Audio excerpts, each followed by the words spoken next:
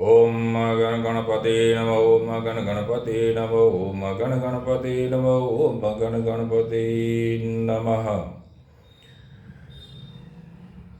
प्रिय भक्तों, साधना और आराधना में भगवती की सेवा, महादेव की सेवा में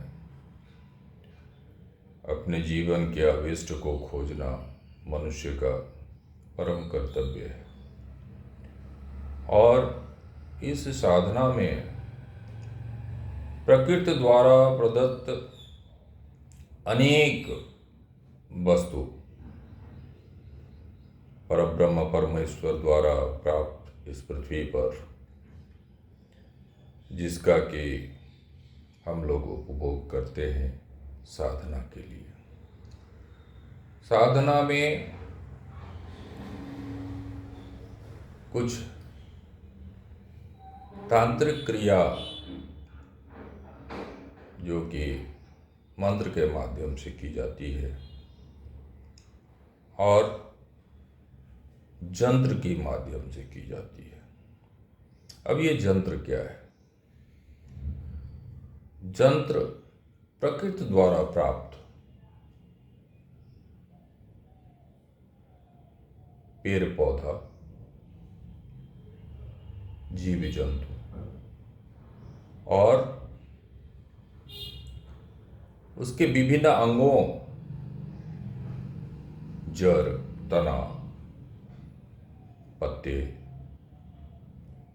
प्राकृतिक जो हमारे यहाँ वनौषधि है, उसका प्रयोग साधना में की जाती है। आजकल भैरव कड़ा, वीर कड़ा, हाथ में पहनने वाला कड़ा, आप लोग YouTube पर देखे होंगे कि भैरव कड़ा है, ये वीर कड़ा है, इसको प्राप्त करने के बाद इसे अभिमंत्रित करें और तभी ये आपको फल देगा। अब मैं ये कहना चाहता हूँ, विगत 40 सालों से ज्योतिषीय कार्य का अनुभव रहा है।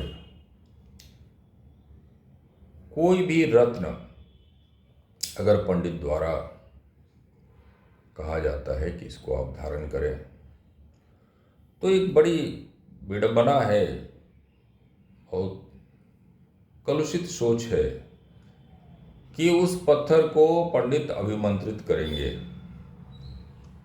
तब जाके उसका फल मिलेगा। तो मित्रों, हम ये बताना चाहते हैं कि इस तरह का अभिमंत्रित करने का यदि मंत्र हो तो हम तो हर जाति, हर धर्म के जातकों के लिए लिखते हैं, पत्थर लिखते हैं, रत्न लिखते हैं। कौन से मंत्र से उसको अभिमंत्रित किया जाए यदि वो हमारे सनातन धर्म से इतर लोगों को पहनना है, पंजाबी को पहनना है, जैन को पहनना है, मुस्लिम को पहनना है, ये सब हमारे अपने हैं और उनका ज्योतिष करता हूँ मैं। अब आप हमें बताएं कि कौन सा मंत्र उसमें फूकेंगे कि वो रत्न जो है, वो नीलम जो है, या पुखराज जो है, या पन्ना जो है, वो काम करने लगेगा। नहीं, मेरी मान्यता ये है कि उसका सार्वभौम गुण विद्यमान है उसमें और उसको प्राप्त करने से ही अपना काम वो करेगा। इसी प्रकार भैरव कड़ा होता कैसा है मैं आपको दिखाऊं। ये है भैरव कड़ा। ये गैंडे के छाल से बनाया जाता है। भैरव जी की आराधना पूजा अगर आप करते हैं तो यह अगर प्राप्त हो जाता है आपको, तो स्वतः आप अभिमंत्रित कर रहे हैं बारंबार बारंबार बारंबार। और किसी भी देवी की पूजा में भैरव का प्रमुखता से स्थान दिया गया है। पहले उनकी पूजा होती है, तभी देवी देवताओं का साधना आराधना शुरू होती है। इसीलिए ये भैरव कड़ा अगर आपको प्राप्त हो जाती है और आप आस्थावान हैं, आप नित्य पूजा पाठ करते हैं, तो किसी प्रकार से अभिमंत्रित करने की कोई आवश्यकता नहीं। ये हमारी अपनी सोच है, बाकी लोग क्या कहते हैं इससे मतलब नहीं है। आज तक के साधना मार्ग में जो देखने को मिला है वह ये है कि यदि किसी पेड़ पौधे में औषधीय गुण है तो अभिमंत्रित नहीं किया जाता है।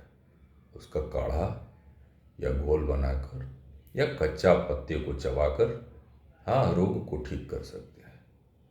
तो शरीर में अगर स्पर्श होता है ऐसी चीज तो उसका तो इफेक्ट आएगा ही। बस इतना ही कहना था कि इस तरह के चीज़ों का अभिमंत्रित होना कोई आवश्यक नहीं है। आपके भाग्य से, आपके परिश्रम से यह चीज़ आपको प्राप्त हो सकता है और इसका आनंद पूरे जीवन आप ले सकते हैं। धन्यवाद।